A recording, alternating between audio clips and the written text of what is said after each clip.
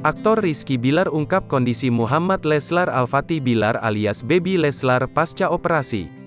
Putra semata wayang pasangan Rizky Bilar dan Lesti Kejora mengidap penyakit hernia inguinalis.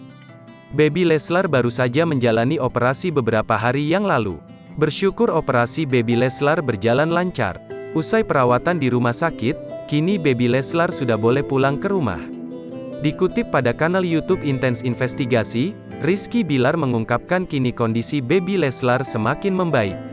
"Alhamdulillah udah baik kan, udah mending, udah jauh lebih baik," tutur Rizky Bilar. Suami Lesti Kejora itu menyebut bahwa Baby Leslar masih harus menjalani pemeriksaan rutin ke depannya. Menurut Rizky Bilar, pemeriksaan kesehatan bertujuan untuk mengetahui perkembangan penyakit yang diderita Baby Leslar. "Masih harus kontrol," ujar Rizky Bilar.